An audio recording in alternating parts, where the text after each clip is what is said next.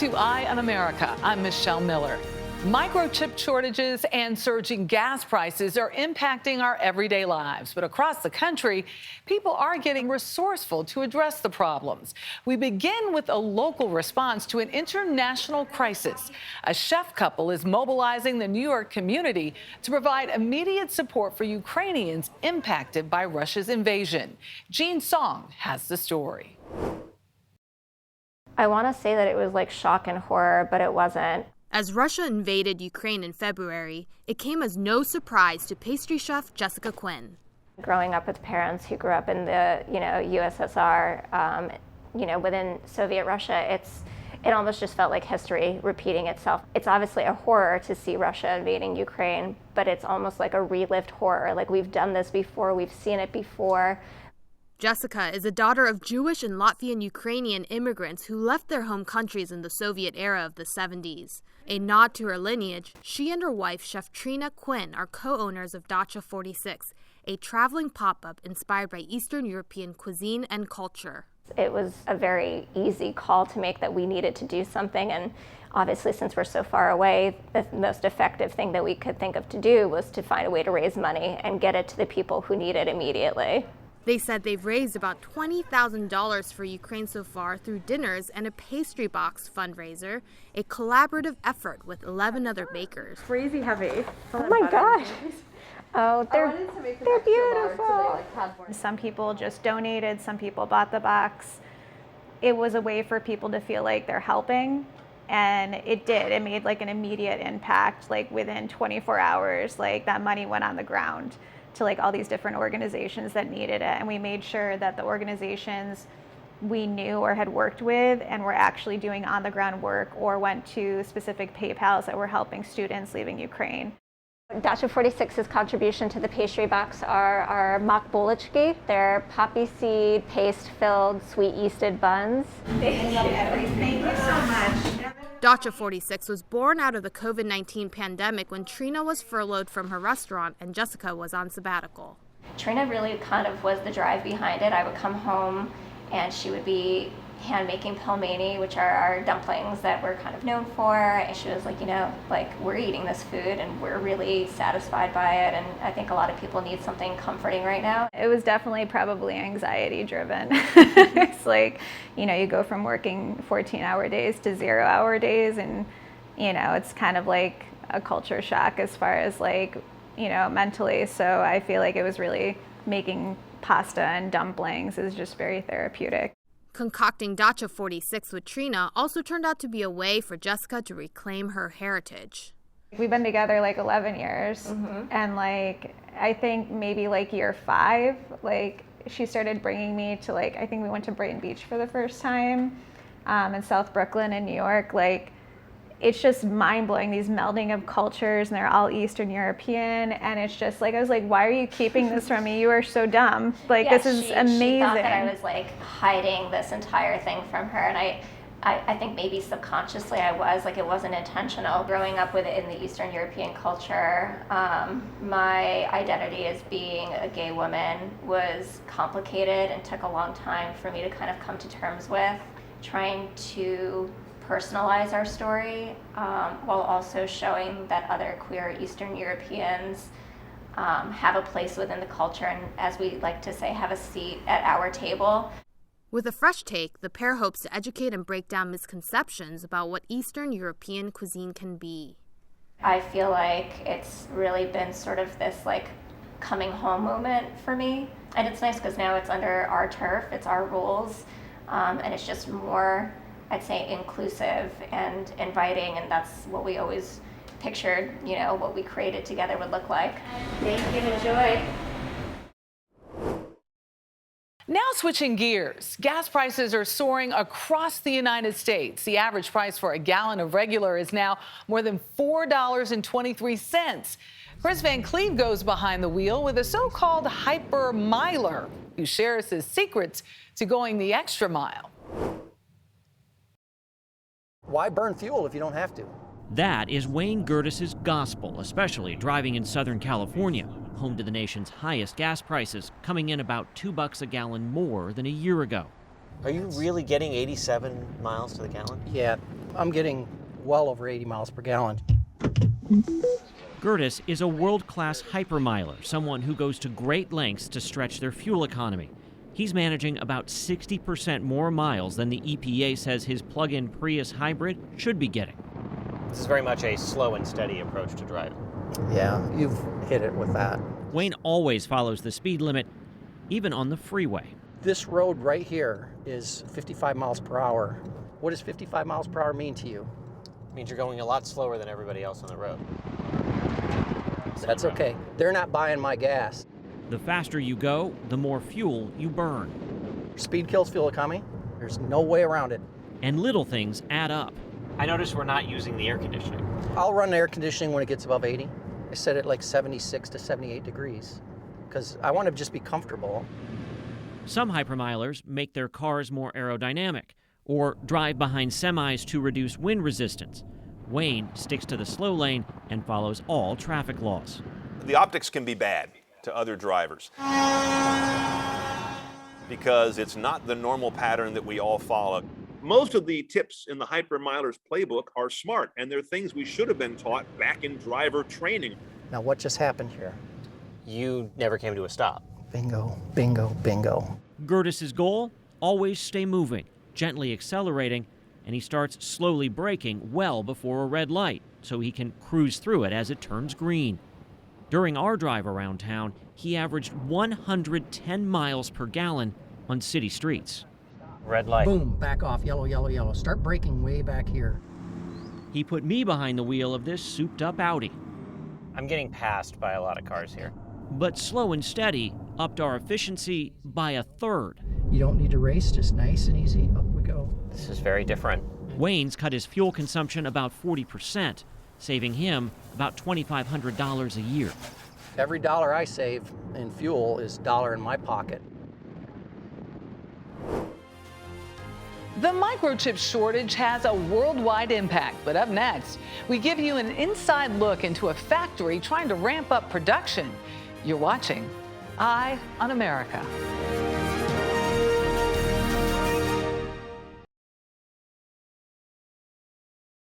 During the pandemic, demand for microchips soared, but supply chain issues made it difficult to keep up.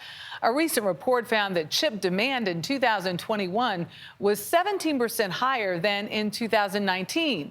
Meg Oliver takes us inside a factory in upstate New York that's on the forefront of chip production. How big is this facility? So this facility is about 420,000 square feet, and that's a give or take about 7 football fields. Here at GlobalFoundries in upstate New York, everything looks yellow. Special lighting is used to protect the delicate production of microchips. Engineer Christopher Belfi is equipment manager. How complex is it to make these microchips? They're in everything we use, phones, TVs, cars. It is extremely complex, and as the demand on capability increases, so does the complexity. Chips are needed for just about all devices, laptops, home appliances like refrigerators, gaming consoles, and medical equipment. The chips are the brains of devices. The U.S. produces just around 12% of the world's supply, and we've relied heavily on chips produced in Asia. But when the pandemic hit, it shut down major production plants, decreasing supply. We don't want to rely on foreign entities to be able to give us the brains and the guts of what drive our everyday vehicles, devices, our cell phones. There is renewed focus on producing more chips at home, as some experts warn not doing so could also be a national security risk. The House is currently considering the Chips for America Act. That would provide U.S. manufacturers with $52 billion in funding to help boost domestic production. Why is it so important to manufacture on American soil? Well, I think it starts first and foremost with security. It's kind of trusted supply chain. The second is just think about the economic activity a manufacturing facility brings to the U.S. We employ over 3,000 employees at this site. Tom Caulfield is the CEO of GlobalFoundries. In addition to upstate New York, they have facilities in Vermont, Germany, and Singapore. What stage are we at in this chip shortage? I'd like to be more optimistic and tell you that right around the corner, help's on its way. Just the complexity of technology, that it takes years to put capacity on. And I think For the better part of the next 5 to 10 years, we'll be chasing supply in this industry, not demand. Experts estimate the chip shortage cost the U.S. economy around $240 billion last year. A recent report from the Department of Commerce found in 2021, demand for chips were as high as 17% more than in 2019. This is what everybody wants. This is the goal. Caulfield says they'll continue to try to meet demand, but they need private investments and federal funding through the CHIPS bill. It's really important that we have supply chain security in the U.S. and know and sleep well at night that GF will do their part when the CHIPS bill is funded. California's Central Coast is a well-known home to sea otters. In Monterey, California, there's a surrogacy program rescuing and returning pups to the wild. But as Jonathan Vigliotti shows us, the effort has ripple effects even beyond the lives of these cute little creatures. These sea otters at the Monterey Bay Aquarium are more than just the star attraction. Oh yeah, they're very curious this morning. The curious bunch also plays a key role in nursing pups separated from their biological mothers in the turbulent Pacific Ocean. Most pups would not survive if not for the aquarium's intervention. And here on the West Coast, where the species is threatened, Kevin Connor with the aquarium says saving every otter pup is critical.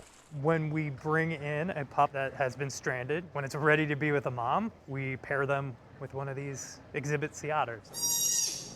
After a health check by an aquarium veterinarian, their new mothers go to work. What is their specific function here at the rehab center? Their natural instincts equip them to be a better mom than any human being could ever be. So they help raise the pup.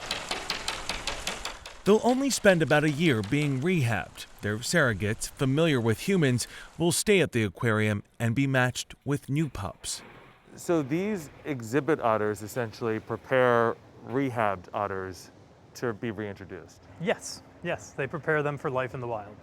Over half of the population growth that we saw in that 20-year period is actually because of the sea otters that we rescued and then re-released back into this area. 30 miles north, where Just Fuji patrols as part of the aquarium's restoration project, the growing number of sea otters is a sign of success. But here we are, and we've seen a number now of sea otters. It's almost hard to believe that they're threatened. Here in Elkhorn Slough, there's about 100 to 150 sea otters in Elkhorn Slough. Weren't always this densely populated. In the early 2000s, there's probably only about 20 sea otters in here. Beyond Elkhorn Slough, the southern sea otter, whose habitat stretches from Oregon to Mexico, is still recovering from the deadly fur trade that reduced their population from 16,000 to only 50 by the early 1900s. Today, there are an estimated 3,000 sea otters. So their presence in estuaries and kelp forests plays a very important role in keeping those habitats healthy. Fuji's research here isn't just about saving otters. The species is critical in protecting carbon-absorbing seagrass. She'll dive to the bottom, grab some crabs, bring them back to the surface, and eat them as well as share with her pups. Eating those crabs is helping protect the seagrass here. Exactly. By keeping the crab population under control, they're helping other species like sea slugs help keep the seagrass healthy. Our oceans play a critical role removing carbon from Earth's atmosphere, about 25%. And studies have shown seagrass alone sequesters about 10% of what the ocean absorbs. I mean, when we talk about trees and their impact in absorbing CO2, the same is certainly true for seagrass as well. They're very similar. Yeah, so seagrass is known as a blue carbon. They're able to sequester that carbon and then put it into the sediment that's under the seafloor, and that plays a really significant role in terms of global carbon sequestration. That makes sea otters a key puzzle piece in the fight against climate change. And that's kind of where the otter is an ally. Some people around here call the otter a fuzzy climate warrior because just by being out there, they help to keep these ecosystems healthy. The Monterey Bay Aquarium's sea otter recovery program is expanding. Just Fuji is hoping to replicate the results of Elkhorn Slough in Morro Bay, an estuary 100 miles south. 4 sea otters have been released so far. Looking forward, we're working with partners to really see, is it possible to re-establish sea otters in areas where they're no longer present, but they were in the past. So a success here, but still a lot more work to do.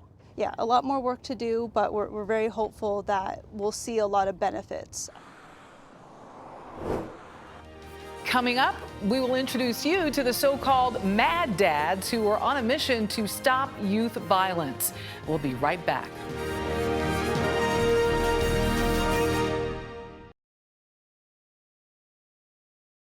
You can call them mad dads, a group of men and women who are engaging their communities to create a safer neighborhood together. CBS Pittsburgh's Brianna Smith shows us how they're providing impactful mentorship for children and families. We gonna walk up here. We consider ourselves surrogate dads in the community, and there's nowhere you can go that we're not willing to come to because your life matters enough that if us showing up will keep you alive, here we come. Dozens of dads decked out in green with diverse backgrounds, but one desire. We look to engage, encounter, and build relationships within the community so that we can prevent a lot of these violent crimes from happening in our community. Dante Works joined Mad Dads in Pittsburgh after his brother was shot to death in Penn Hills in 2013. When you're a victim of a violent crime, whether friend or family, you want to kind of mourn in a movement or a membership that can help maybe prevent another family from experiencing what you've experienced. Works and about 50 other dads create change by interacting with youth, conducting community service, working with law enforcement, and diffusing situations.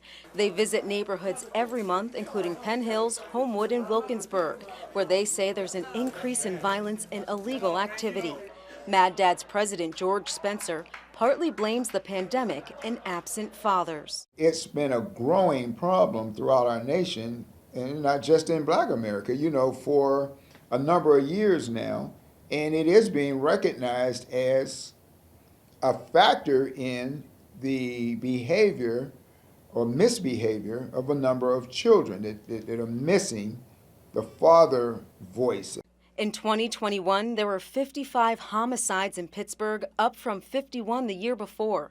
Majority of the victims are between ages 18 and 34. In January, there were 4 homicides. This is according to the city's Stop the Violence data. We want young guys to talk to us, to feel like they can confide in us and build a relationship, and a healthy relationship. With both men and women, in 2019, Mad Dads added a mom's division. To have a child to feel like they're loved. You're not here by a mistake. You're here for a purpose. Carol Studemeyer's husband was a member of Mad Dads until he was killed in 2019 by a 19-year-old. It meant a lot to him, so. I'm sorry, but I miss him a lot, so. Just to try to continue on. Teaching his values of hope and peace. I want to instill hope into these children because they have a future. It's more of raising up a community of young men who can be productive and thrive and be successful. Gaining a surrogate dad and mom. Mad Dads, to me, represents family in motion in a community. We're all related. We have to embrace the children as all of our children. Proving the power of parents and love. From droughts to destructive storms, farmers face many challenges, but some farms are moving indoors and going high-tech, bringing farms to cities and urban areas. Laura Podesta takes us on a tour. We'll have you throw this on right here. Great. I suited up in a hairnet and lab coat, then wrapped up my feet. Perfect. To step into a futuristic farm. So this was the first farm ever built by Bowery. Bowery farming executive Katie Sewell showed us this indoor vertical farm in Kearney, New Jersey, where greens grow in special trays stacked floor to ceiling. LED lighting replaces the sun. The process uses 95% less water than traditional farming, and there's no threat of bad weather or bugs. We are able to grow pesticide-free produce 365 days a year. The company places these facilities close to urban areas. This one is just 10 miles from New York City. We are able to harvest and get our product on shelf in your local grocery store in 48, 72 hours. Bowery is not alone. Several companies are starting similar farms around the world. BIS Research predicts the global industry will grow from $5.5 billion to nearly $20 billion in 2026. Do you see any drawback to these indoor farms?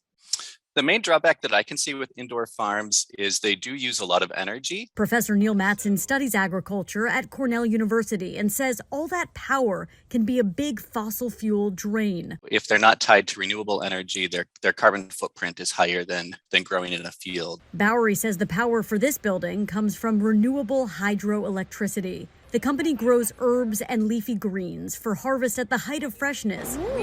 And strawberries are now starting to hit the market. Whoa.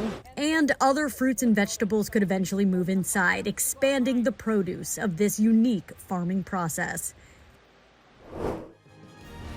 For more stories like these and live coverage of breaking news 24/7, stream us right here on CBS News. I'm Michelle Miller. Thank you for watching Eye on America.